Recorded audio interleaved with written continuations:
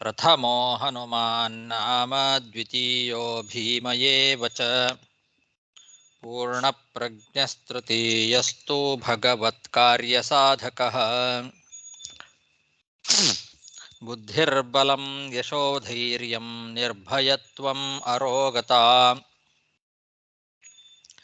ಅಜಾಡ್ಯಂ ವಾಕ್ಪಟುತ್ವಂಚ ಹನುಮತ್ ಸ್ಮರಣಾದ್ ಭವೇತ್ ಪೃಥ್ವೀಮಂಡಲಮಧ್ಯಸ್ಥಾಃ ಪೂರ್ಣಬೋಧಮತಾನುಗಾಃ ವೈಷ್ಣವಾ ವಿಷ್ಣುಹೃದಯಾಃ ತನ್ನಮಸ್ಯೆ ಗುರುನ್ ಮಮ ಜನ್ಮಾದ್ಯಸ್ಯ ಯತೋನ್ಮಯಾದಿತರತಶ್ಚಾರ್ಥೇಷ್ವಭಿಜ್ಞಸ್ವರಾಟ್ ತೇನೇ ಬ್ರಹ್ಮಹೃದಾಯ ಆದಿಕವಯೇ ಮುಹ್ಯಂತಿ ಯಂ ಸೂರಯಃ ತೇಜೋ ವಾರಿಮೃದಾಂ ಯಥಾ ವಿನಿಮಯೋ ಯತ್ರ ತ್ರಿಸರ್ಗೋ ಮೃಷಾ ಧಾಮ್ನಾ ಸ್ವೇನ ಸದಾ ನಿರಸ್ತಕುಹಕಂ ಸತ್ಯಂ ಪರಂ ಧೀಮಹಿ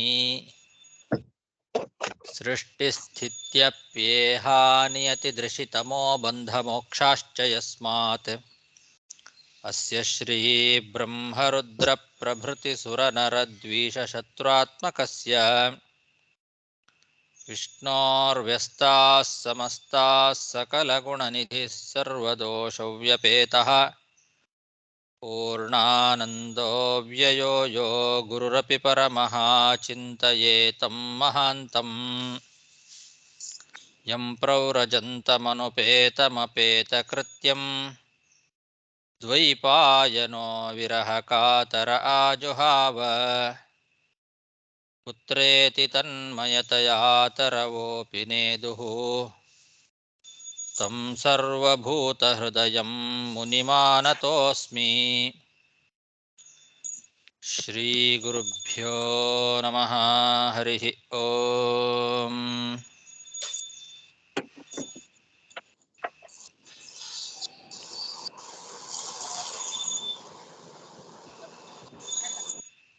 ಶ್ರೀಮದ್ಭಾಗವತದ ಚತುರ್ಥ ಸ್ಕಂಧದ ಮೊದಲನೇ ಅಧ್ಯಾಯದಲ್ಲಿ ಇವತ್ತು 46ನೇ ಶ್ಲೋಕ,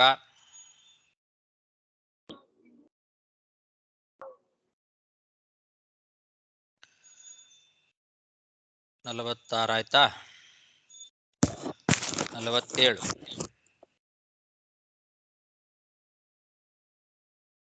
ಶೃಣ್ವತಃ ಶ್ರದ್ಧಧಾನಸ್ಯ ಸದ್ಯ ಪಾಪಹರಃ ಪರಃ ಪ್ರಸೂತಿಂ ಮಾನವೀಂ ದಕ್ಷ ಉಪಯೇಮೇ ಹ್ಯಜಾತ್ಮಜಃ.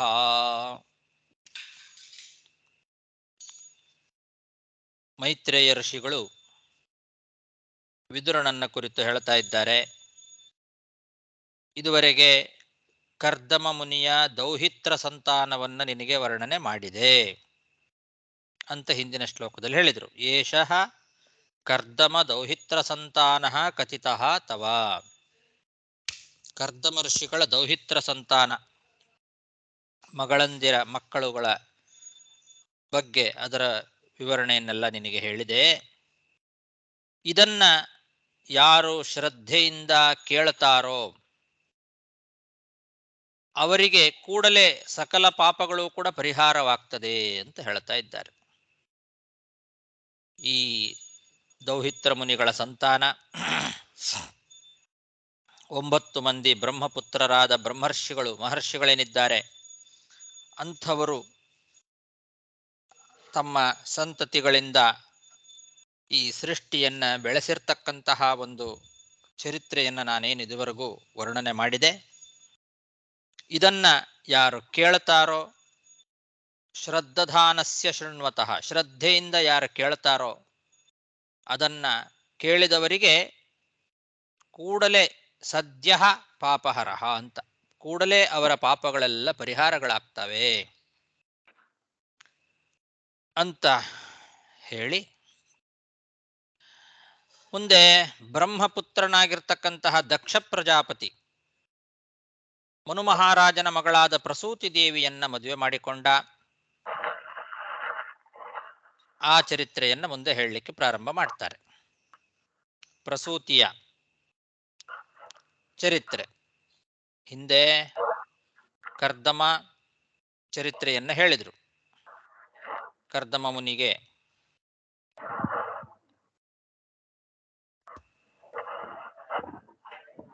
ದೇವಹೂತಿಯನ್ನು ಮದುವೆ ಮಾಡಿಕೊಟ್ಟು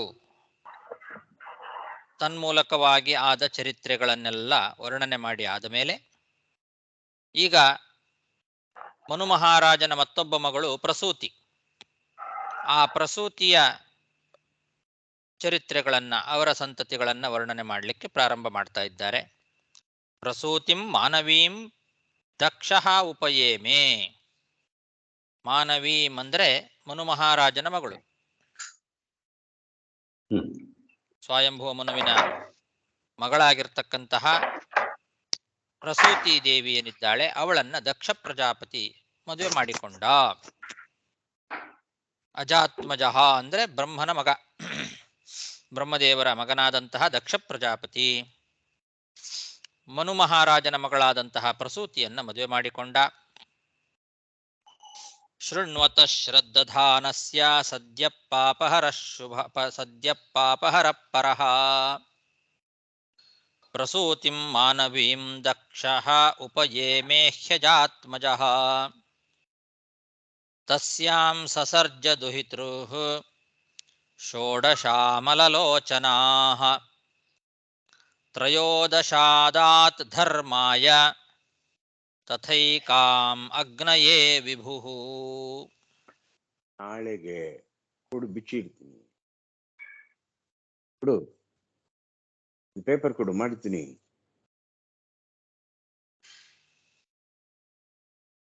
ತಸ್ಯಾಂ ಷೋಡಶ ಅಮಲಲೋಚನಾಃ ದುಹಿತೃಃ ಸಸರ್ಜ ಅಂತ. ದಕ್ಷ ಪ್ರಜಾಪತಿ ಪ್ರಸೂತಿಯನ್ನ ಏನು ಮದುವೆ ಮಾಡಿಕೊಂಡ, ಅವಳಲ್ಲಿ 16 ಮಂದಿ ಮಕ್ಕಳನ್ನ ಪಡೆದ ಅಂತ ಹೇಳ್ತಾ ಇದ್ದಾರೆ. 16 ಮಂದಿ ಮಕ್ಕಳು ಕನ್ಯೆಯರು, 16 ಜನ ಹೆಣ್ಣು ಮಕ್ಕಳು. ಅವರು ಅಮಲಲೋಚನಾಹ ಅಂತ, ನಿರ್ಮಲವಾದ ಕಣ್ಣುಗಳುಳ್ಳವರು, ಸುಂದರವಾದ ಕಣ್ಣುಳ್ಳಂತಹ 16 ಮಂದಿ ಹೆಣ್ಣು ಮಕ್ಕಳನ್ನ ಪ್ರಸೂತಿ ದೇವಿ ಪಡೆದಿದ್ದಾಳೆ. ಆ 16 ಜನ ಹೆಣ್ಣು ಮಕ್ಕಳಲ್ಲಿ 13 ಮಂದಿಯನ್ನ ಧರ್ಮನಿಗೆ ಕೊಟ್ಟು ಮದುವೆ ಮಾಡಿದರಂತೆ.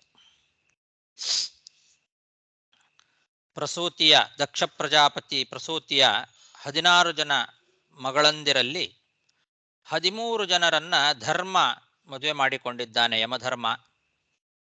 ಒಬ್ಬಳನ್ನ ಅಗ್ನಿಗೆ ಮದುವೆ ಮಾಡಿಕೊಟ್ಟಿದ್ದಾನೆ. ಅಲ್ಲಿಗೆ 14 ಆಯ್ತು. ತಸ್ಯಾಂ ಸಸರ್ಜ ದುಹಿತೃಃ ಷೋಡಶಾಮಲಲೋಚನಾಃ ತ್ರಯೋದಶಾದಾತ್ ಧರ್ಮಾಯ ತಥೈಕಾಂ ಅಗ್ನಯೇ ವಿಭುಃ. 13 ಜನ ಯಮಧರ್ಮನಿಗೆ, ಒಬ್ಬಳನ್ನ ಅಗ್ನಿಗೆ ಮದುವೆ ಮಾಡಿಕೊಟ್ಟ. ಇನ್ನು 2 ಉಳಿದಿದ್ದಾರೆ. ಅದರಲ್ಲಿ ಪಿತೃಭ್ಯ ಏಕಾಂ ಯುಕ್ತೇಭ್ಯೋ ಭವಾಯೈಕಾಂ ಭವಚ್ಛಿದೇ. ಒಬ್ಬಳನ್ನ ಯುಕ್ತೇಭ್ಯ ಪಿತೃಭ್ಯ ಅಂತ, ಯೋಗಿಗಳಾಗಿರ್ತಕ್ಕಂತಹ ಪಿತೃಗಳಿಗೆ ಒಬ್ಬಳನ್ನ ಮದುವೆ ಮಾಡಿಕೊಟ್ಟಿದ್ದಾರೆ. ಮತ್ತೊಬ್ಬಳನ್ನ ರುದ್ರದೇವರಿಗೆ ಮದುವೆ ಮಾಡಿಕೊಟ್ಟ. ಭವಾಯ ಏಕಾಂ ಭವಚ್ಛಿದೇ. ಇವರಿಬ್ಬರನ್ನ ಹೇಳುವಾಗ ಇವರಿಗೆ ವಿಶೇಷಣಗಳನ್ನು ಕೊಟ್ಟಿದ್ದಾರೆ.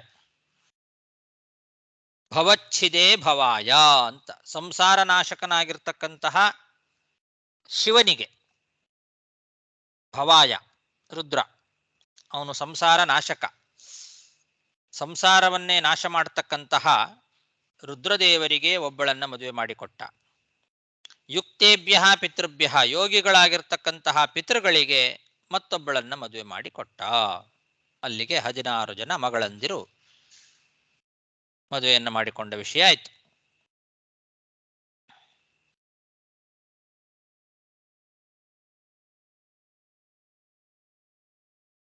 ಪಿತೃಭ್ಯಯೇಕಾಂ ಯುಕ್ತೇಭ್ಯೋ ಭವಾಯೈಕಾಂ ಭವಚ್ಛಿದೆ ಶ್ರದ್ಧಾ ಮೈತ್ರೀ ದಯಾ ಶಾಂತಿ ತುಷ್ಟಿ ಪುಷ್ಟಿ ಕ್ರಿಯೋನ್ನತಿ ಬುದ್ಧಿರ್ಮೇಧಾ ತಿತಿಕ್ಷಾ ಹ್ರೀಃ ಮೂರ್ತಿರ್ಧರ್ಮಸ್ಯ ಪತ್ನಯಃ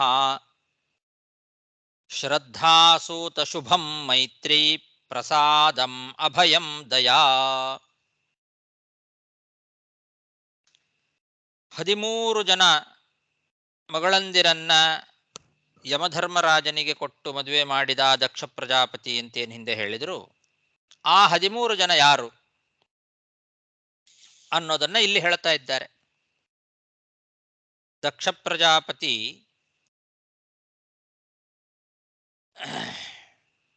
ಯಮಧರ್ಮನಿಗೆ ಕೊಟ್ಟಿರ್ತಕ್ಕಂತಹ 13 ಮಂದಿ ಯಾರು ಅಂದ್ರೆ ಶ್ರದ್ಧಾ, ಮೈತ್ರಿ, ದಯಾ, ಶಾಂತಿ, ತುಷ್ಟಿ, ಪುಷ್ಟಿ, ಕ್ರಿಯಾ, ಉನ್ನತಿ, ಬುದ್ಧಿ, ಮೇಧಾ, ತಿತಿಕ್ಷಾ, ಹ್ರೀ, ಮೂರ್ತಿ.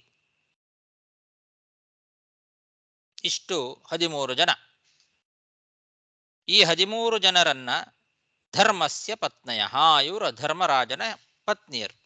ಈ 13 ಜನ ಧರ್ಮನ ಪತ್ನಿಯರಾಗಿದ್ದಾರೆ. ಇದರಲ್ಲಿ ಶ್ರದ್ಧಾ ಅಂತನ್ನೋಳೇನಿದ್ದಾಳೆ ಮೊದಲನೆಯವಳು, ಆ ಶ್ರದ್ಧಾ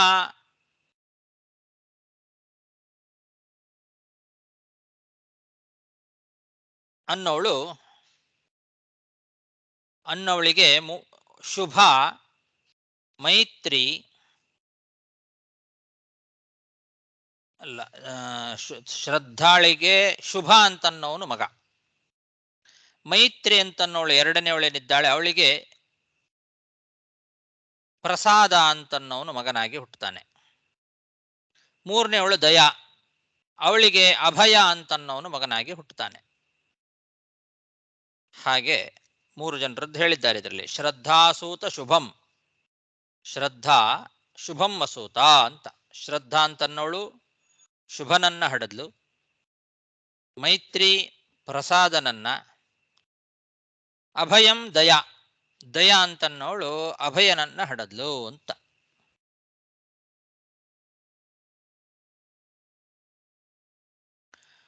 ಆಮೇಲೆ ಶಾಂತಿ ಸುಖಂ ಮುದಂ ತುಷ್ಟಿ ಸ್ಮಯಂ ಪುಷ್ಟಿರಸೂಯತ ಯೋಗಂ ಕ್ರಿಯೋನ್ನತಿರ್ದರ್ಪಂ ಅರ್ಥಂ ಬುದ್ಧಿರಸೂಯತ.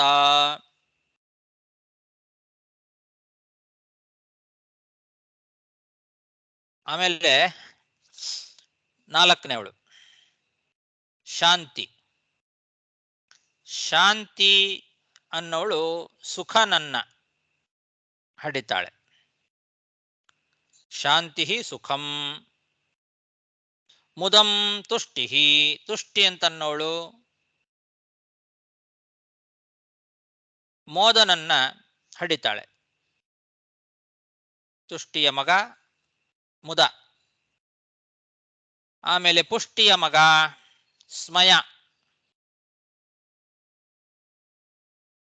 ಕ್ರಿಯಾ ಅನ್ನೋಳ ಮಗ ಯೋಗ. ಉನ್ನತಿ ಅನ್ನೋಳ ಮಗ ದರ್ಪ. ಬುದ್ಧಿಯ ಮಗ ಅರ್ಥ.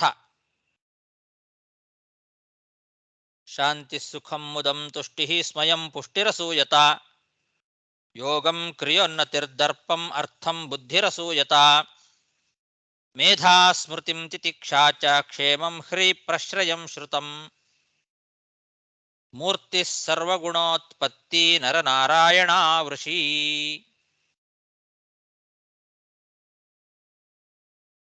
ಮೇಧಾ ಏನಿದ್ದಾಳೆ ಆ ಮೇಧಾಳಿಗೆ ಸ್ಮೃತಿ, ತಿತಿಕ್ಷಾ ಅನ್ನೋಳಿಗೆ ಕ್ಷೇಮ, ಹ್ರೀ ಅನ್ನೋಳಿಗೆ ಪ್ರಶ್ರಯ,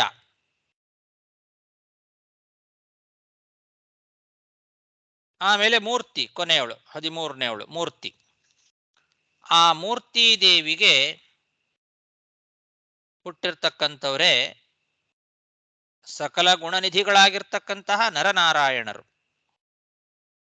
ನರನಾರಾಯಣ ವೃಷಿ ಅಂತಾರೆ.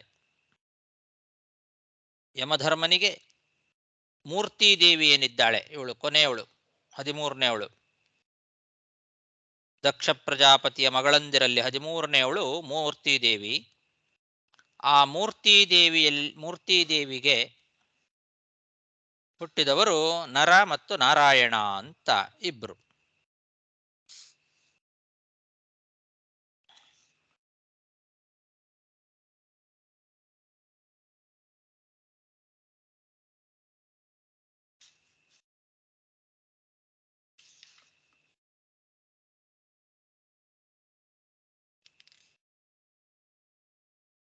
ಯಯೋರ್ಜನ್ಮನ್ಯದೋ ವಿಶ್ವಂ ಅಭ್ಯನಂದತ್ಸು ನಿರ್ವೃತಂ ಮನಾಂಸಿ ಕಕುಭೋ ವಾತಾಹ ಪ್ರಸೇದುಸ್ಸರಿತೋಬ್ಧಯಃ. ಈ ನರ ಮತ್ತು ನಾರಾಯಣ ಅಂತನ್ನೋರ ಬಗ್ಗೆ ಹೇಳುವಾಗ ಕೆಲವು ವಿಷಯಗಳನ್ನ ಹೇಳ್ತಾ ಇದ್ದಾರೆ ಮೈತ್ರೇಯರು. ಯಮಧರ್ಮನಿಗೆ ಮೂರ್ತಿ ದೇವಿಯಲ್ಲಿ ನರನಾರಾಯಣರು ಅವತಾರ ಮಾಡುವಾಗ ಇಡೀ ಜಗತ್ತೇ ಸುಖದ ಅನುಭವವನ್ನ ಹೊಂದಿ ಉಕ್ಕೇರ್ತಂತೆ. ವಿಶ್ವಂ ಅಭ್ಯನಂದತ್ ಅಂತಾರೆ. ಇಡೀ ಜಗತ್ತೇ ಸುಖವನ್ನ ಅನುಭವಿಸ್ತು ಇವರ ಜನ್ಮ ಆದಾಗ. ಎಲ್ಲರಿಗೂ ಕೂಡ ಸುಖಾನುಭವ ಜಾಸ್ತಿ ಆಯ್ತಂತೆ. ಮನಸ್ಸು, ದಿಕ್ಕು, ವಾಯು, ನದಿ, ಸಮುದ್ರ ಎಲ್ಲವೂ ಕೂಡ ಪ್ರಸನ್ನವಾಗಿದ್ದಾವೆ. ಮನಾಂಸಿ ಕಕುಭಃ ವಾತಾಹ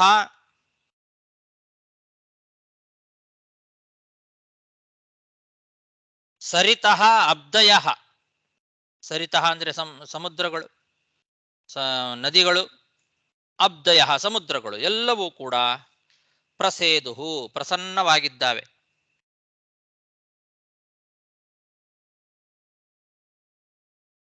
ನೀರು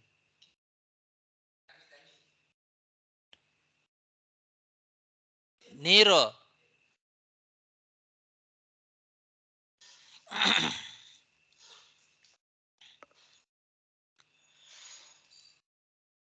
ಯಯೋರ್ಜನ್ಮನ್ಯದೋ ವಿಶ್ವಂ ಅಭ್ಯನಂದತ್ಸು ನಿರ್ವೃತಂ ಮನಾಂಸಿ ಕಕುಭೋ ವಾತಾಹ ಪ್ರಸೇದುಸ್ಸರಿತೋಬ್ಧಯಃ. ಹೀಗೆ ನರನಾರಾಯಣರ ಅವತಾರ ಆದಾಗ ಇಡೀ ಜಗತ್ತಿನಲ್ಲಿ ಎಲ್ಲವೂ ಕೂಡ ಪ್ರಸನ್ನವಾಗಿದ್ದಾವೆ. ಎಲ್ಲರಿಗೂ ಸುಖಾನುಭವ ಜಾಸ್ತಿಯಾಗಿದೆ.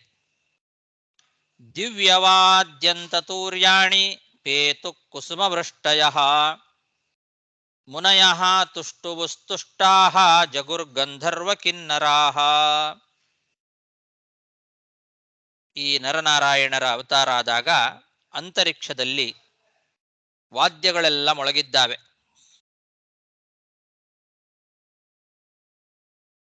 ದೇವತೆಗಳು ಪುಷ್ಪವೃಷ್ಟಿಯನ್ನ ಮಾಡಿದ್ದಾರೆ. ಕುಸುಮವೃಷ್ಟಯಃ ಹೂವಿನ ಮಳೆಯಾಗಿದೆ.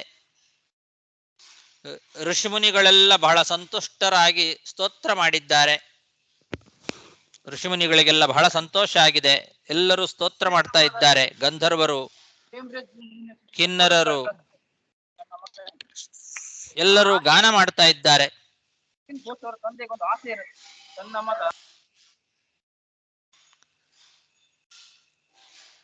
ಎಲ್ಲ ಕಡೆಯಲ್ಲಿ ವಾದ್ಯಗಳು ಮೊಳಗಿದ್ದಾವೆ. ದಿವ್ಯ ವಾದ್ಯಂತ ತೂರ್ಯಾಣಿ ಅಂತ. ಪೇತುಹು ಕುಸುಮವೃಷ್ಟಯ ಪುಷ್ಪವೃಷ್ಟಿಯಾಗಿದೆ. ಆಕಾಶದಲ್ಲಿ ಭೇರಿ ದುಂದುಬಿಗಳೆಲ್ಲ ಮೊಳಗಿದ್ದಾವೆ. ಋಷಿಮುನಿಗಳೆಲ್ಲ ಸಂತುಷ್ಟರಾಗಿ ಆ ನರನಾರಾಯಣರನ್ನ ಸ್ತೋತ್ರ ಮಾಡ್ತಾ ಇದ್ದಾರೆ. ಗಂಧರ್ವರು ಹಾಡ್ತಾ ಇದ್ದಾರೆ. ಕಿನ್ನರರು ಕೂಡ ಹಾಡ್ತಾ ಇದ್ದಾರೆ. ನೃತ್ಯಂತಿ ಸ್ಮ ಸ್ತ್ರಿಯೋ ದಿವ್ಯೋ ಹ್ಯಾಸೀತ್ ಪರಮಮಂಗಳಂ ದೇವಾ ಬ್ರಹ್ಮಾದಯ ಸರ್ವೇ ಉಪತಸ್ತುರಭಿಷ್ಟವೈಃ. ಗಂಧರ್ವರು ಹಾಡು ಹೇಳ್ತಾ ಇದ್ರೆ ದೇವತಾ ಸ್ತ್ರೀಯರೆಲ್ಲ ನಾಟ್ಯ ಮಾಡ್ತಾ ಇದ್ದಾರೆ. ದೇವತಾ ಸ್ತ್ರೀಯರಿಗೆಲ್ಲ ಬಹಳ ಸಂತೋಷ ಆಗಿದೆ, ಕುಣಿತಾ ಇದ್ದಾರೆ, ನರ್ತನ ಮಾಡ್ತಾ ಇದ್ದಾರೆ. ದೇವ್ಯ ಸ್ತ್ರೀಯ ನೃತ್ಯಂತಿ ಸ್ಮ. ಬರೇ ಅಪ್ಸರ ಸ್ತ್ರೀಯರು ನೃತ್ಯ ಮಾಡೋದಲ್ಲ, ದೇವತಾ ಸ್ತ್ರೀಯರೇ ನಾಟ್ಯ ಮಾಡ್ತಾ ಇದ್ದಾರೆ.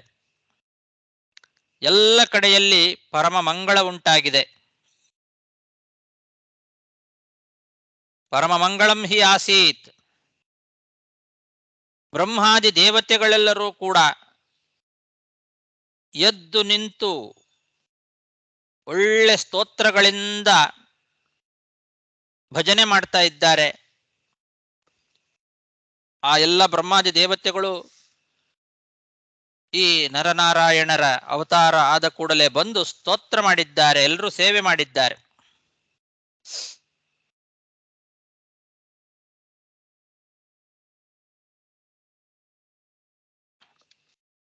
ಹೀಗೆ ಯಮಧರ್ಮನಿಗೆ ಮೂರ್ತಿ ದೇವಿಯಲ್ಲಿ ಅವತಾರ ಮಾಡಿರ್ತಕ್ಕಂತಹ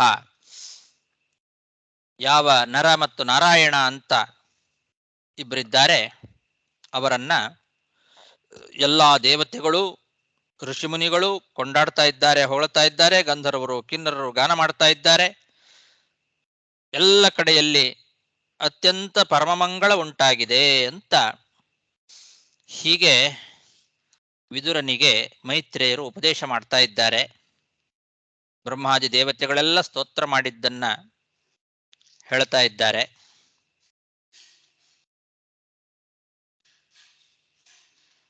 ಇವರೇ ಮುಂದೆ ಈ ನರ ಮತ್ತು ನಾರಾಯಣರೇನಿದ್ದಾರೆ ಇವರೇ ಮುಂದೆ ಕೃಷ್ಣ ಮತ್ತು ಅರ್ಜುನರಾಗಿ ಅವತಾರವನ್ನ ಮಾಡ್ತಾರೆ ಅನ್ನೋದನ್ನು ಕೂಡ ಮೈತ್ರೇಯರು ವಿದುರನಿಗೆ ಮುಂದೆ ಉಪದೇಶ ಮಾಡ್ತಾರೆ.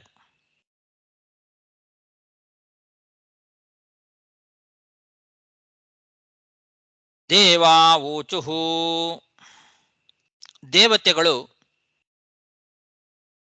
ಸ್ತೋತ್ರ ಮಾಡಿದರು ಅಂತೇನು ಹೇಳಿದ್ರು ಹಿಂದೆ, ಆ ಸ್ತೋತ್ರವನ್ನ ಇಲ್ಲಿ ಹೇಳ್ತಾ ಇದ್ದಾರೆ.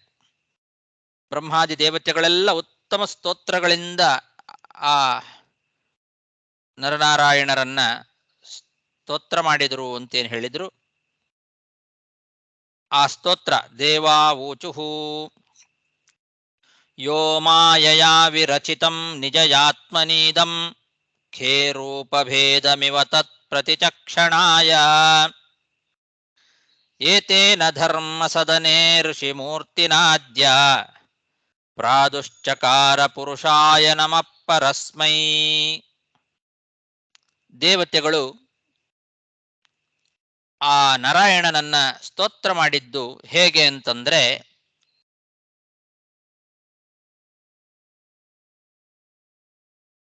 ಆಕಾಶದಲ್ಲಿ ನಾನಾ ವಿಧವಾಗಿರ್ತಕ್ಕಂತಹ ಮೋಡಗಳು, ವಿಮಾನಗಳು ಮತ್ತು ವಾಯು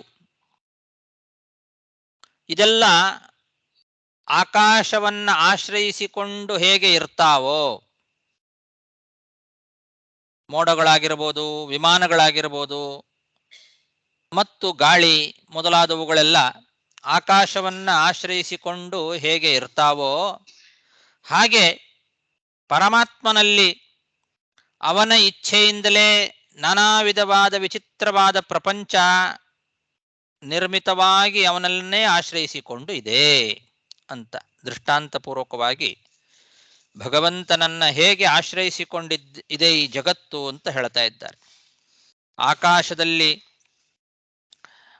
ನಾನಾ ವಿಧವಾದ ಮೋಡಗಳು, ವಿಮಾನಗಳು, ಗಾಳಿ ಮೊದಲಾದವುಗಳೆಲ್ಲ ಆಕಾಶವನ್ನು ಆಶ್ರಯಿಸಿಕೊಂಡು ಹೇಗಿದ್ದಾವೋ ಹಾಗೆ ಈ ಭಗವಂತನಲ್ಲಿ ಅದು ಅವನ ಇಚ್ಛೆಯಿಂದಲೇ ಎಲ್ಲ ರೀತಿಯಾದ ವಿಚಿತ್ರವಾದ ಪ್ರಪಂಚ ಅವನನ್ನ ಆಶ್ರಯಿಸಿಕೊಂಡು ನೆಲೆ ನಿಂತಿದೆ. ಅವನಿಂದಲೇ ನಿರ್ಮಿತವಾದ ಈ ಜಗತ್ತು ಅವನಲ್ಲೇ ಅದು ನೆಲೆ ನಿಂತಿದೆ. ಆ ಭಗವಂತ ತನ್ನ ವಿಶ್ವಾಧಾರವಾದ ರೂಪವನ್ನ ಪ್ರಕಟಗೊಳಿಸ್ಲಿಕ್ಕೋಸ್ಕರ ಯಮಧರ್ಮರಾಜನ ಪತ್ನಿಯಾಗಿರ್ತಕ್ಕಂತಹ ಮೂರ್ತಿದೇವಿಯಲ್ಲಿ ನರನಾರಾಯಣ ಎಂಬ ಋಷಿ ರೂಪದಿಂದ ಅವತಾರ ಮಾಡಿದ್ದಾನೆ. ಇಂತಹ ಭಗವಂತನಿಗೆ ನಮಸ್ಕಾರ ಅಂತಾರೆ. ಏತೇನ ಧರ್ಮಸದನೆ ಋಷಿ ಮೂರ್ತಿನ ಅದ್ಯ.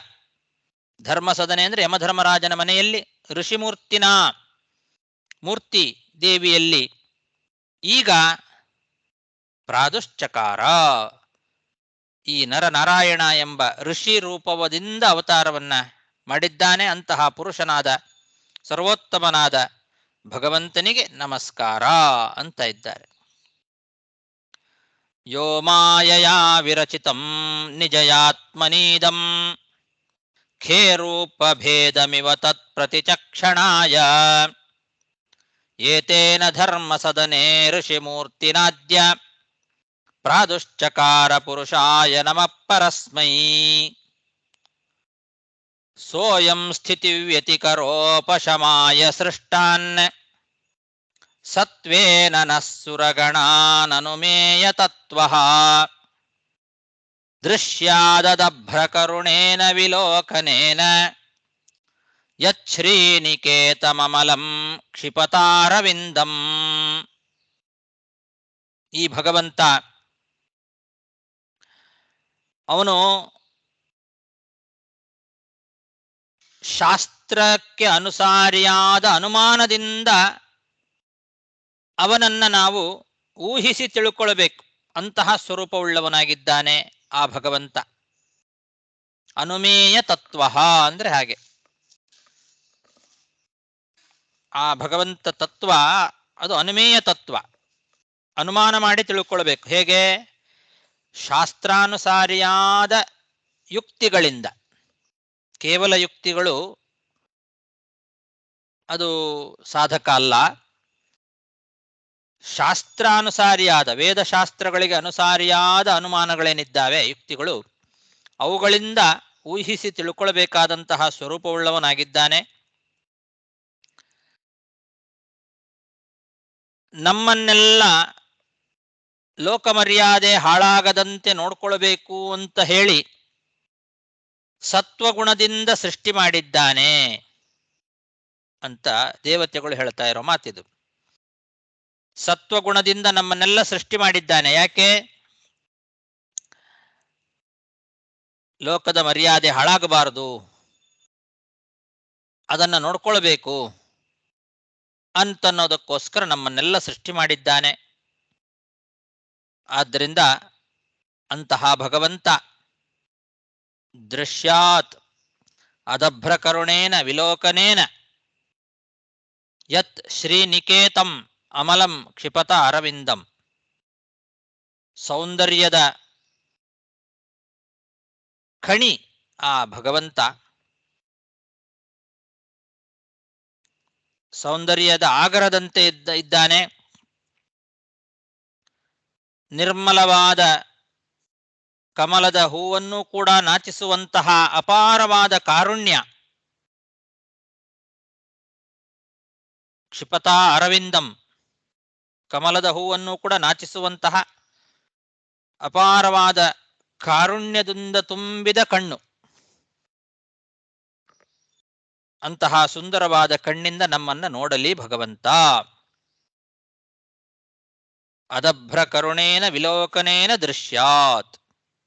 ಅದಭ್ರವಾದ ಕಾರುಣ್ಯ, ಅಪಾರವಾದ ಕಾರುಣ್ಯದಿಂದ ತುಂಬಿದ ವಿಲೋಕನ ನೋಟ, ಕರುಣಾಪೂರ್ಣವಾದ ವಿಲೋಕನ ಏನಿದೆ ಅಂತಹ ಆ ಅವಲೋಕನ ನಮ್ಮ ಮೇಲೆ ಬೀಳ್ಳಿ. ನಿರ್ಮಲವಾದ ಕಣ್ಣು, ಸೌಂದರ್ಯದ ಖಣಿಯಂತೆ ಇರತಕ್ಕಂತಹ ಕಣ್ಣು, ಅಂತಹ ಕಣ್ಣಿನಿಂದ ನಮ್ಮನ್ನು ನೋಡ್ಲಿ ಭಗವಂತ. ಅದು ಕಮಲದ ಸೌಂದರ್ಯವನ್ನು ಮೀರುವಂತಹ ಸೌಂದರ್ಯ.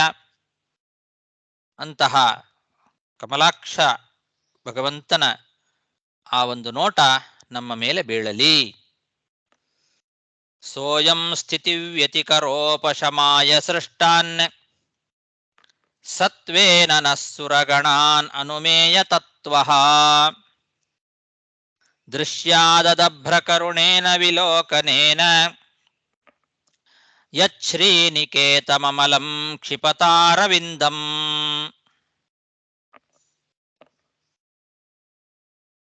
ಏವಂ ಸುರಗಣೈಸ್ತಾತ ಭಗವಂತಾವಭಿಷ್ಟುತೌ ಲಬ್ಧಾವಲೋಕೈರ್ಯಯತುಃ ಅರ್ಚಿತೌ ಗಂಧಮಾದನಂ. ಹೀಗೆ ದೇವತೆಗಳು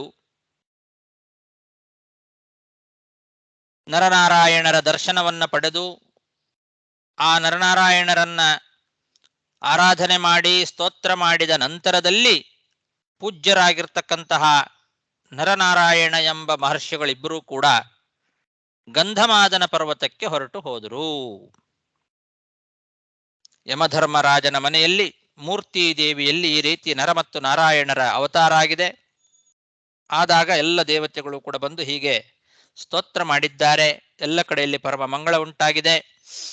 ಆ ರೀತಿ ಸ್ತೋತ್ರವನ್ನ ಸ್ವೀಕಾರ ಮಾಡಿ ಅವರಿಬ್ಬರೂ ಕೂಡ ಗಂಧಮಾದನ ಪರ್ವತಕ್ಕೆ ಹೋದರು ಅಂತ ಮೈತ್ರೇಯ ಋಷಿಗಳು ವಿದುರನನ್ನ ಕುರಿತು ಹೇಳ್ತಾ ಇದ್ದಾರೆ. ಈ ನರ ಮತ್ತು ನಾರಾಯಣ ಅವರು ಏನಿದ್ದಾರೆ, ಇವರು ತಾವಿಮೌ ವೈ ಭಗವತೋ ಹರೇರಂಶಾವಿಹಾಗತೌ ಭಾರವ್ಯಯಾಯ ಚ ಭುವಃ ಕೃಷ್ಣೌ ಯದುಕುರುದ್ವಹೌ. ಇಲ್ಲಿ ಹೇಳ್ತಾ ಇದ್ದಾರೆ, ಭಗವಂತನಾದ ಶ್ರೀಮನ್ನಾರಾಯಣ ಅಂಶಾವತಾರದಿಂದ ಆ ನರನಾರಾಯಣರೇ ಭೂಭಾರಹರಣಕ್ಕೋಸ್ಕರ ಯದುಕುಲ ಮತ್ತು ಕುರುಕುಲದಲ್ಲಿ ಶ್ರೇಷ್ಠರಾಗಿ ಕೃಷ್ಣ ಅನ್ನೋ ಹೆಸರಿನಿಂದ ಭರತ ಭೂಮಿಯಲ್ಲಿ ಅವತಾರ ಮಾಡಿದ್ದಾರೆ ಅಂತ ಇದ್ದಾರೆ. ಕೃಷ್ಣೌ ಅಂತ ಯದುಕುರುದ್ವಹೌ ಕೃಷ್ಣೌ, ಯದುಕುಲ ಮತ್ತು ಕುರುಕುಲದಲ್ಲಿ ಕೃಷ್ಣ ಅನ್ನೋ ಹೆಸರಿನಿಂದ ಈ ನರನಾರಾಯಣರೇ ಅವತಾರ ಮಾಡಿದ್ದಾರೆ ಅಂತ ಇಲ್ಲಿ ಹೇಳ್ತಾ ಇದ್ದಾರೆ.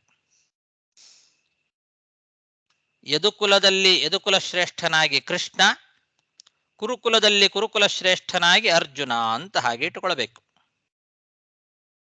ಕೃಷ್ಣೌ ಅಂತ ಇದೆ ಇಲ್ಲಿ. ಕೃಷ್ಣ ಅರ್ಜುನ ಅನ್ನೋ ಹೆಸರಿಲ್ಲ.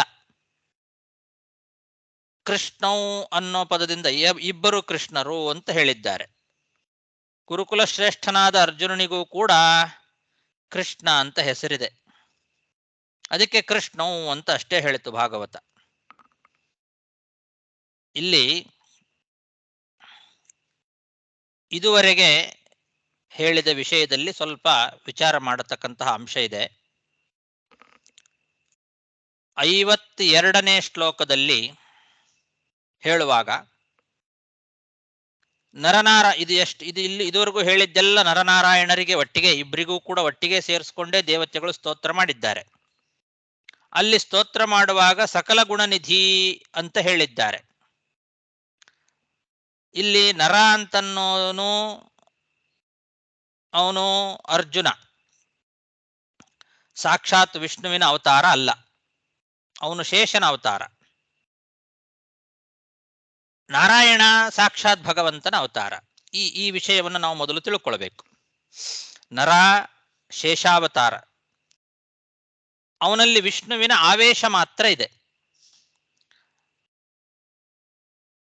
ಅರ್ಜುನನು ಹಾಗೆ ನರಾವತಾರ ಅಂತ ನಮಗೆ ಗೊತ್ತಿದೆ. ಆ ನರನೇ ಅರ್ಜುನನಾಗಿ ಅವತಾರ ಮಾಡಿದ್ದು, ಅಂದ್ರೆ ಶೇಷನ ಅಂಶ. ಆ ನರನೇ ಅರ್ಜುನನಾಗಿ ಮುಂದೆ ಅವತಾರ ಮಾಡಿದ ಅಂತ ಈ ವಿವಕ್ಷೆಯಿಂದಲೇ ಹೇಳುತ್ತಾರೆ. ವಸ್ತುತಃ ಅರ್ಜುನ ಇಂದ್ರಾವತಾರ. ಇಂದ್ರನ ಅವತಾರನಾದ ಅರ್ಜುನನಲ್ಲಿ ನರನ ಆವೇಶ ಇದೆ, ನರನಲ್ಲಿ ವಿಷ್ಣುವಿನ ವಿಶೇಷವಾದ ಆವೇಶ ಇದೆ. ಹೀಗೆ ಇಟ್ಟುಕೊಂಡು ನರ ಮತ್ತು ನಾರಾಯಣರು ಇಬ್ಬರು ಕೂಡ ಮುಂದೆ ಭೂಮಿಯಲ್ಲಿ ಯದುಕುಲ ಮತ್ತು ಕುರುಕುಲದಲ್ಲಿ ಶ್ರೇಷ್ಠರಾದ ಕೃಷ್ಣ ಅನ್ನೋ ಹೆಸರಿನಿಂದ ಅವತಾರ ಮಾಡಿದರು ಅಂತ ಮೈತ್ರೇಯರು ಹೇಳ್ತಾ ಇದ್ದಾರೆ. ಅಲ್ಲಿ ಸಕಲ ಗುಣನಿಧಿ ಅಂತ ಏನು ಹೇಳಿದ್ದಾರೆ 52ರಲ್ಲಿ, ಆ ಸಕಲ ಗುಣನಿಧಿತ್ವ ಅಂತನ್ನೋದು ಭಗವಂತನಾದ ನಾರಾಯಣನಿಗೆ ಮಾತ್ರ ಇರ್ತಕ್ಕಂತಹ ಲಕ್ಷಣ, ಅದು ಶೇಷನಿಗೆ ಬರೋದಿಲ್ಲ. ಹಾಗೆ ಮುಂದೆ 55ನೇ ಶ್ಲೋಕದಲ್ಲಿ ಆಗುವಾಗ ಆ ಎಲ್ಲ ದೇವತೆಗಳು, ಬ್ರಹ್ಮಾದಿ ದೇವತೆಗಳೆಲ್ಲರೂ ಕೂಡ ನರನಾರಾಯಣರನ್ನ ಸ್ತೋತ್ರ ಮಾಡಿದರು ಅಂತ ಹೇಳಿದ್ದಾರೆ. ಅದು ಕೂಡ ಭಗವಂತನ ವಿವಕ್ಷೆ ಇಟ್ಟುಕೊಂಡು ಹೇಳಿದ್ದು, ಅದು ಭಗವಂತನ ಲಕ್ಷಣ. ಹೇಗೆ ಬ್ರಹ್ಮಾದಿ ದೇವತೆಗಳೆಲ್ಲರೂ ಬಂದು ಸ್ತೋತ್ರ ಮಾಡೋದು ಭಗವಂತನನ್ನ. ಹಾಗೆ 46ನೇ ಶ್ಲೋಕದಲ್ಲಿ ಸೃಷ್ಟಿಕರ್ತನಾದ ಪರಮಾತ್ಮನೇ ನರನಾರಾಯಣ ರೂಪದಿಂದ ಅವತಾರ ಮಾಡಿದ್ದಾನೆ ಅಂತ ಹೇಳಿದ್ದಾರೆ. ಸೃಷ್ಟಿಕರ್ತನಾದ ಯಾವ ಭಗವಂತ ಇದ್ದಾನೆ ನಾರಾಯಣ, ಅವನೇ ಯೋ ಮಾಯಯಾ ವಿರಚಿತಂ ನಿಜಯ ಆತ್ಮನಿ ಇದಂ, ಆ ಭಗವಂತನೇ ನರನಾರಾಯಣ ರೂಪದಿಂದ ಅವತಾರ ಮಾಡಿದ್ದು ಅಂತ ಹೇಳಿದ್ದಾರೆ. ಇದು ಕೂಡ ಕೇವಲ ಭಗವಂತನ ಲಕ್ಷಣ. ಮತ್ತೆ 59ನೇ ಶ್ಲೋಕದಲ್ಲಿ ಈಗ ಈ ನರನಾರಾಯಣರು ಭಗವಂತನ ಅಂಶ ಅಂತ ಹೇಳಿದ್ದಾರೆ. ಇದು ಕೂಡ ಕೇವಲ ಭಗವಂತನ ಲಕ್ಷಣ, ನರನಲ್ಲಿ ಬರೋದಿಲ್ಲ. ಈ ಎಲ್ಲಾ ಲಕ್ಷಣಗಳು ಕೂಡ ನಾರಾಯಣ ಋಷಿಯನ್ನ ಸಾಕ್ಷಾತ್ ಭಗವಂತನ ಅವತಾರ ಅಂತ ಹೇಳೋ ಉದ್ದೇಶದಿಂದಲೇ ಹೊರಟದ್ದು. ಅಷ್ಟೇ ಹೇಳಿದ್ರೆ ಏನು ತೊಂದರೆ ಇರಲಿಲ್ಲ. ಆದ್ರೆ ನರನನ್ನು ಜೊತೆಗೆ ಸೇರಿಸಿಕೊಂಡು ಅವನನ್ನು ಸಾಕ್ಷಾತ್ ವಿಷ್ಣುವಿನ ಅವತಾರ ಅಂತ ಹೇಳುವಂತೆಯೇ ಇಲ್ಲೆಲ್ಲ ಶ್ಲೋಕಗಳು ಕಾಣಿಸ್ತಾ ಇದ್ದಾವೆ. ನರನನ್ನ ಮತ್ತು ನಾರಾಯಣನನ್ನ ಇಬ್ಬರನ್ನು ಒಟ್ಟಿಗೆ ಎಲ್ಲ ಕಡೆಯಲ್ಲಿ ಸ್ತೋತ್ರ ಮಾಡಿದ್ದಾರೆ. ಎಲ್ಲಾ ವಿಶೇಷಣಗಳನ್ನು ಕೂಡ ಇಬ್ಬರಿಗೂ ಒಟ್ಟಿಗೆ ಹೇಳಿದ್ದಾರೆ. ಆ ಶ್ಲೋಕಗಳನ್ನೆಲ್ಲ ನೋಡುವಾಗ ನರ ಮತ್ತು ನಾರಾಯಣರಿಬ್ಬರೂ ಕೂಡ ಭಗವಂತನ ಅವತಾರ ಅಂತನೇ ಕಾಣುವಂತೆ ಇದೆ. ಎಲ್ಲಾ ವಿಶೇಷಣಗಳು ಕೂಡ ಭಗವಂತನ ವಿಶೇಷಣಗಳೇ ಆಗಿದ್ದಾವೆ. ಅಲ್ಲಿ ಹೆಚ್ಚಿನ ಮಟ್ಟದ್ದೆಲ್ಲವೂ ಕೂಡ ಭಗವಂತನಿಗೆ ಮಾತ್ರ ಕೂಡ್ತಕ್ಕಂತಹ ಪದಗಳನ್ನು ಹಾಕಿದ್ದಾರೆ. ಬ್ರಹ್ಮಾದಿ ದೇವತೆಗಳು ಸ್ತೋತ್ರ ಮಾಡೋದು ಅದು ಕೇವಲ ಭಗವಂತನನ್ನ ಮಾತ್ರ. ಸಕಲ ಗುಣನಿಧಿ ಆದವನು ಭಗವಂತ ಮಾತ್ರ. ಸೃಷ್ಟಿಕರ್ತನಾದ ಪರಮಾತ್ಮನೇ ನರನಾರಾಯಣ ರೂಪದಿಂದ ಅವತಾರ ಮಾಡಿದ್ದಾನೆ ಅಂತ ಹೇಳೋದೇನಿದೆ ಅದು ಕೇವಲ ನಾರಾಯಣನಿಗೆ ಮಾತ್ರ ಕೂಡುತ್ತದೆ. ನರನಾರಾಯಣರಿಬ್ರು ಭಗವಂತನ ಅಂಶ ಅಂತೇನು ಹೇಳಿದ್ದಾರೆ ಅದು ಕೂಡ ಕೇವಲ ಭಗವಂತನ ಲಕ್ಷಣ. ಹೀಗೆ ಇದನ್ನೆಲ್ಲವನ್ನೂ ಕೂಡ ಕೇವಲ ನಾರಾಯಣನಿಗೆ ಹೇಳಿದ್ರೆ ಏನೂ ತೊಂದರೆ ಇರಲಿಲ್ಲ. ನರ ಮತ್ತು ನಾರಾಯಣ ಇಬ್ಬರಿಗೂ ಸೇರಿಸಿ ಎಲ್ಲ ವಿಶೇಷಣಗಳನ್ನು ಕೊಟ್ಟಿದ್ದಾರೆ. ಇದು ಹೇಗೆ? ನರ ಅಂತಂದ್ರೆ ವಸ್ತುತಃ ಅವನು ಶೇಷನ ಅವತಾರ, ಅವನಲ್ಲಿ ವಿಷ್ಣುವಿನ ಆವೇಶ ಮಾತ್ರ. ಮತ್ತೆ ನರನಾರಾಯಣರೇ ಅರ್ಜುನ ಮತ್ತು ಕೃಷ್ಣರಾಗಿ ಅವತಾರ ಮಾಡಿದ್ದಲ್ಲ. ನಾರಾಯಣ ಋಷಿಗೂ ಕೃಷ್ಣನಿಗೂ ಭೇದ ಇಲ್ಲದೆ ಇದ್ರೂ ಕೂಡ ನರ ಬೇರೆ ಅರ್ಜುನ ಬೇರೆನೆ. ಭಗವಂತನ ಅವತಾರಗಳಲ್ಲಿ ಬೇಕಾದ್ರೆ ಭೇದ ಇಲ್ಲ, ಸರಿ. ನಾರಾಯಣನೇ ಕೃಷ್ಣ, ಕೃಷ್ಣನೇ ನಾರಾಯಣ, ಅವನಲ್ಲಿ ಯಾವ ಭೇದವೂ ಇಲ್ಲ, ಯಾವ ವ್ಯತ್ಯಾಸವೂ ಇಲ್ಲ. ಆದ್ರೆ ನರ ಬೇರೆ, ಅರ್ಜುನ ಬೇರೆ. ಅರ್ಜುನ ಸ್ವತಃ ಇಂದ್ರದೇವರ ಅವತಾರ, ಅವನಲ್ಲಿ ನರನ ಆವೇಶ ಮಾತ್ರ. ಅದನ್ನ ತತ್ವವಿವೇಕ ಅನ್ನೋ ಗ್ರಂಥದ ವಾಕ್ಯವನ್ನ ಉದಾಹರಿಸಿ ಮಧ್ವಾಚಾರ್ಯರು ನಮಗೆ ತಿಳಿಸಿಕೊಡ್ತಾರೆ. ಅರ್ಜುನ ಇಂದ್ರಾವತಾರ, ಅವನ ಒಳಗೆ ನರನ ಆವೇಶ ಮಾತ್ರ ಇದೆ ಅಂತ.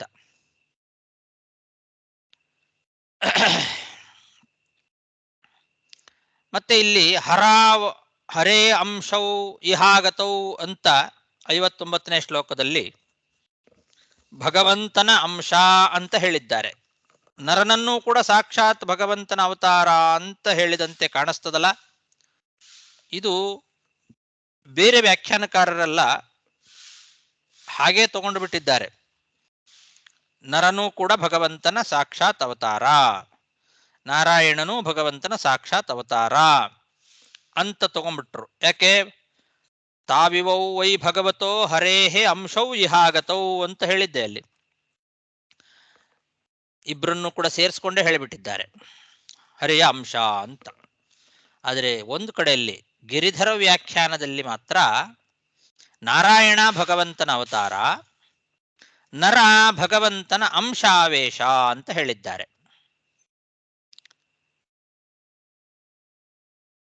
ಕೃಷ್ಣ ಸ್ವಯಂ ಭಗವಂತನೇ, ಅರ್ಜುನನಲ್ಲಿ ನರಾವೇಶ ಅಂತ ಹೇಳಿದ್ದಾರೆ.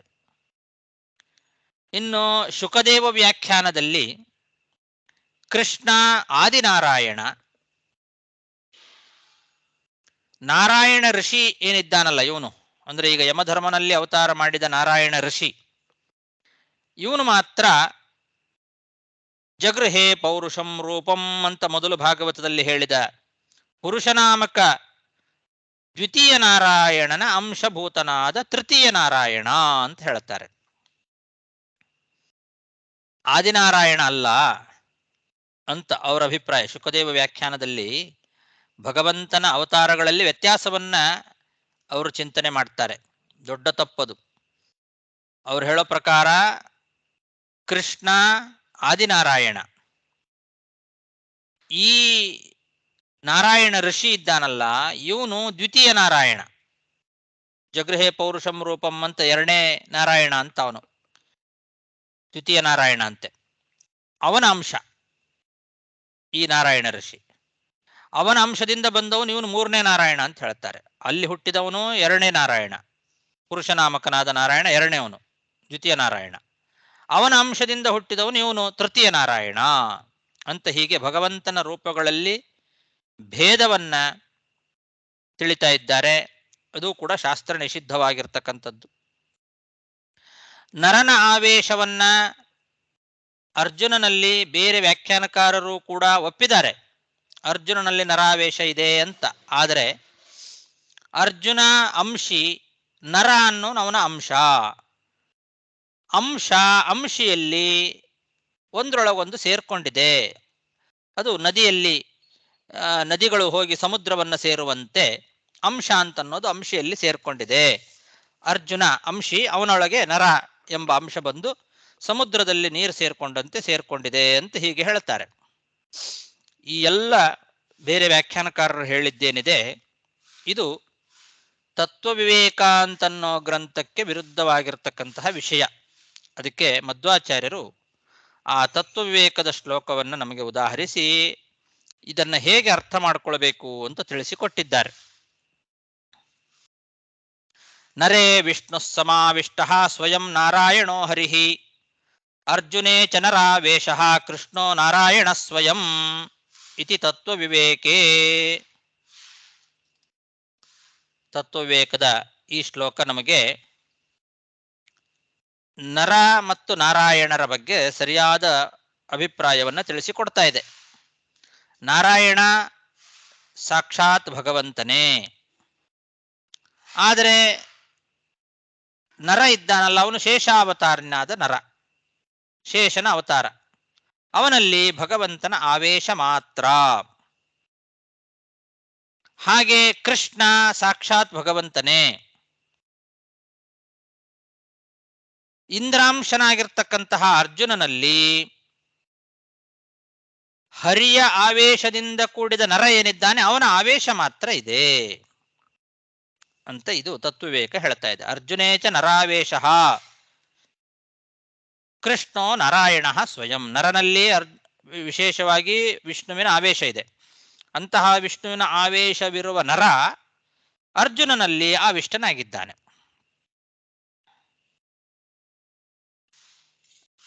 ನಾರಾಯಣ ಅನ್ನೋನು ಸಾಕ್ಷಾತ್ ಭಗವಂತನೇ, ಕೃಷ್ಣನೂ ಕೂಡ ಸಾಕ್ಷಾತ್ ಭಗವಂತನೇ ಅಂತ ಇದಿಷ್ಟು ತತ್ವವಿವೇಕ ನಮಗೆ ತಿಳಿಸ್ತಾ ಇದೆ. ಇದಾದ ಮೇಲೆ ಮುಂದೆ ಈ ಭಾಗವತದ ಶ್ಲೋಕದಲ್ಲಿ ಬರುವ ವಿಶೇಷಣಗಳು ಅಲ್ಲೆಲ್ಲ ಏನು ಹೇಳಿದ್ದಾರೆ ಅದರ ಬಗ್ಗೆ ಮತ್ತೊಂದಿಷ್ಟು ವಿಷಯವನ್ನು ನಮಗೆ ಆಚಾರ್ಯರು ತಿಳಿಸಿಕೊಡ್ತಾರೆ. ಅದನ್ನ ಮತ್ತೆ ನಾಳೆ ದಿವಸ ನೋಡೋಣ, ಸಮಯ ಆಗಿದೆ. ಶ್ರೀಕೃಷ್ಣ ಅರ್ಪಣಮಸ್ತು. ಸರ್ ನಾರಾಯಣ ಒಂದು 2 ಪ್ರಶ್ನೆ ಕೇಳಿ ಮಾಡ್ತಾರೆ. ಹಾ, ಇದು ಮೊದಲು ಈ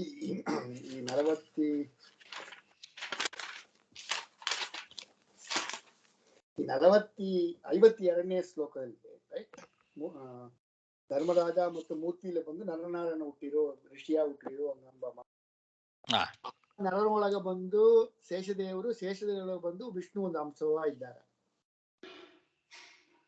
ನರನ ಒಳಗೆ.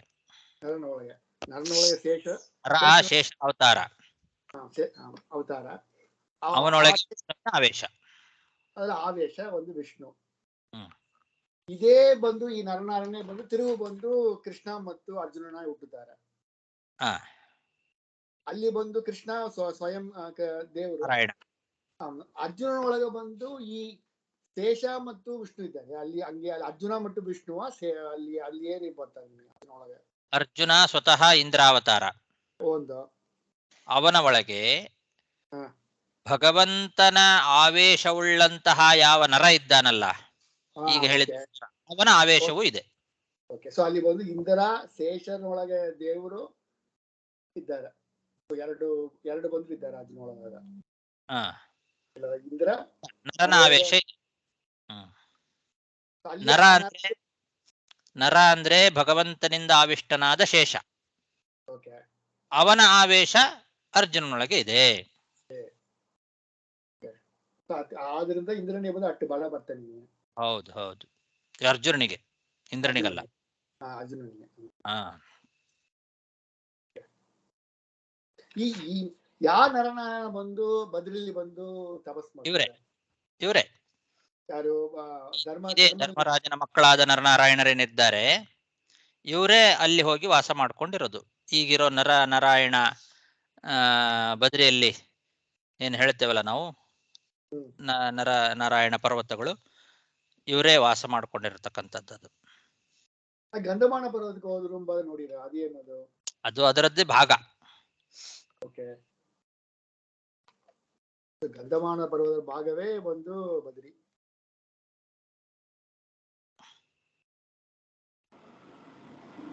ಇದರಲ್ಲಿ ಸುಮಧ್ವಿಜಯದಲ್ಲೂ ಕೂಡ ಇದನ್ನು ಹೇಳಿದ್ದಾರೆ. ನರನಾರಾಯಣರ ವರ್ಣನೆ ಮಾಡುವಾಗ ಅಲ್ಲಿ ಬದರಿಯಲ್ಲಿ. ಅಂದ್ರೆ ಆಚಾರ್ಯ, ಈ ನರನ ಅವತಾರದಲ್ಲಿ 2 ಇದೆ, ಅರ್ಜುನನು ಇದ್ದಾನೆ, ಹಂಗಾರೆ ಶೇಷದೇವರು ಇದ್ದಾರೆ ಅಂತ ಆಯ್ತಲ್ಲ. ನರನ ಅವತಾರದಲ್ಲಿ ಅರ್ಜುನ ಇಲ್ಲ, ಅರ್ಜುನನಲ್ಲಿ ನರನ ಆವೇಶ ಇದೆ. ಅರ್ಜುನನಲ್ಲಿ ನರನ ಆವೇಶ. ಮುಂದೆ ಅರ್ಜುನನ ಆಗ್ತಾನಲ್ಲ, ಆವಾಗ ಅವನೊಳಗೆ ನರನ ಆವೇಶ ಬರ್ತದೆ. ನರ ಅಂತನ್ನೋ ಶೇಷದೇವರ ಅವತಾರ, ಅವನೊಳಗೆ ಭಗವಂತನ ಆವೇಶ ಅಷ್ಟೇ. ಕಕ್ಷೆಯಲ್ಲಿ ಇವರೇ ಸ್ವಲ್ಪ ಉತ್ತಮರಲ್ವಾ ಶೇಷದೇವರು? ಯಾರಲ್ಲಿ? ಕಕ್ಷೆಯಲ್ಲಿ ಶೇಷದೇವರು ಉತ್ತಮರಲ್ವಾ ಅಂದೆ. ಇವನಿಗಿಂತ, ಅರ್ಜುನನಿಗಿಂತ ಶೇಷದೇವರೇ ಉತ್ತಮರು. ಸ್ವಲ್ಪ ಅಲ್ಲಿ ಕನ್ಫ್ಯೂಷನ್ ಇದೆ. ಏನು? ಅದೇ ಶ್ಲೋಕಗಳಲ್ಲಿ ನೀವ್ ಹೇಳಿದಂಗೆ. ಹೌದೌದು, ಮೇಲೆ ಬರೇ ಶ್ಲೋಕ ನೋಡಿದ್ರೆ ಇದು ಸ್ಪಷ್ಟ ಆಗೋದಿಲ್ಲ. ಹೌದು, ಆಚಾರ್ಯ ಇದಿಟ್ಕೊಂಡ್ರೆ ಗೊತ್ತಾಗುತ್ತೆ, ತಾತ್ಪರ್ಯ ಇಟ್ಕೊಳ್ಳೇಬೇಕು. ಸರಿ ಆಚಾರ್ಯ. ಆಮೇಲೆ ಸರ್ ಈ ನರನಾರಾಯಣದ ಈ ಕಾಂಡೀಯವನ್ನ ಬಂದು ಭಸ್ಮ ಮಾಡ್ತಾರೆ, ನರನಾರಾಯಣ ರೂಪ. ಅದು ಬಂದು ಅರ್ಜುನ ಇರುವ ಶೇಷ ಆ ರೂಪದ ಬಂದು ಆ ಕಾಂಡೀಯವನ್ನ ಬಂದು. ಹೌದು. ಓಕೆ, ಇವರು ಈ ನರನಾರಾಯಣೋಡ ಕಾಂಟ್ರಿಬ್ಯೂಷನ್ ಏನು? ಈ ಮೊದಲನೇ ಶೇಷ ಮತ್ತು ಶೇಷಲೋರುವ ದೇವರು ಮತ್ತು ನಾರಾಯಣ ಅವರೋಡ ಇದು ಏನು? ಅವರು ಅಲ್ಲಿ ಹೋಗಿ ಉತ್ತಮ ತಪಸ್ಸು ಮಾಡಿ ಜಗತ್ತಿನಲ್ಲಿ ತಪಸ್ಸನ್ನ ಹೇಗೆ ಮಾಡಬೇಕು ಅನ್ನೋದನ್ನ ಜನರಿಗೆಲ್ಲ ತಿಳಿಸಿಕೊಟ್ಟವರು ಅಂತ ಸುಮಧ್ವಿಜಯದಲ್ಲಿ ಅದರದ್ದು ವರ್ಣನೆ ಇದೆ. ನಾವು ಇಲ್ಲಿ ಕೂಡ ನೋಡಿ, ಹೋದ ಸ್ಕಂದದಲ್ಲಿ ಕೂಡ ಅದು ಬಂತು. ನರನಾರಾಯಣ ಬಂದು ತಪಸ್ಸು ಉತ್ತಮಾನ ಬಂದು ನರನಾರಾಯಣ ತಪಸ್ಸು ಅವನಿದ್ದ ಬಂದು ಕಾಂಪಣಿ ಕೂಡ ಬಂದು ಇದು ಬಂತು, ಅವನಿಗೆ ಬಂದು ಒಂದುವೇ ಆಗಲ್ಲ ಮಾತು. ಹೌದು. ಸೊ ಇವ್ರು ಬಂದು ತಪಸ್ಸು ಹೆಂಗ ಮಾಡಬೇಕು, ತಪಸ್ಸು ಮಾಡಿ ತೋರಿಸಿದ್ದಾರೆ ಅವರು. ತಪಸ್ಸು ಮಾಡಿ ಜಗತ್ತನ್ನ ಕ್ಷೇಮವನ್ನ, ಅಲ್ಲಿ ಇಲ್ಲೂ ಕೂಡ ಬಂತಲ್ಲ, ಇಡೀ ಜಗತ್ತನ್ನ ಏನು ಚೆನ್ನಾಗಿ ನೋಡ್ಕೊಳ್ಬೇಕು ಅನ್ನೋದಕ್ಕೋಸ್ಕರ ಅವರು Okay. ಬಂದು ತಪಸ್ಸು ಮಾಡ್ತಾ ಇದ್ದಾರೆ. ಓಕೆ. ನೀವು ಬದ್ರಿ ಹೋದ್ರೆ ಬದ್ರಿಲಿ ಬಂದು ಬದ್ರಿನಾರಾಯಣ ಮತ್ತು ಕುಬೇರ ಆಮೇಲೆ ನಾರದರು ಉದ್ದವಲ ಇದ್ದಾರೆ ನಿಮಗೆ. ಸೊ ಅಲ್ಲಿ ನರನಾರಾಯಣ ಒಂದು ಇಲ್ಲವಾಗ ನೀವು ನೋಡಿದ್ದೀರಾ? ಅದು ತೋರಿಸ್ತಾ ಇಲ್ಲ ನಿಮಗೆ ಬದ್ರಿ ನರನಾರಾಯಣ ಆಶ್ರಮ ಅಂತ, ನರನಾರಾಯಣ ಪರ್ವತಗಳು, ಅಲ್ಲಿರೋ 2 ಪರ್ವತಗಳು, ಒಂದು ನರ ಇನ್ನೊಂದು ನಾರಾಯಣ ಅಂತ ಹಂಗೆ ಅಲ್ಲಿ ತೋರಿಸ್ತಾರೆ. ಅಲ್ಲಿ ನರ ಅಂತಂದ್ರೆ ಶೇಷ ದೇವ್ರೇನಾ? ಅದೇ ಇದೇ ನರನೇ. ಬಟ್ ಅಲ್ಲಿ ವಿಗ್ರಹ ನೀವು ತೋರ್ಸ ಅಂತಲ್ಲ, ದೇವರು, ನಾರದರು, ಉದ್ದವ ಮತ್ತು ಕುಬೇರ ತೋರಿಸ್ತಾರೆ, ರೈಟ್? ಅಲ್ಲಿ ನರಾಂಬ ಒಂದು ಶೇಷ ಒಂದು ಇದು ನೋಡಿದ್ದಾರೆ, ತೋರಿಸ್ತಾರೆ. ನಿಮಗೆ ತೋರ್ಸೋ ಮಾಡಿ ತಿಳಿಲ್ಲ, ಕಾಂಪ ಇಲ್ಲ ನಂಗೆ ಅದ್ರ ಬಗ್ಗೆ. ಓಕೆ.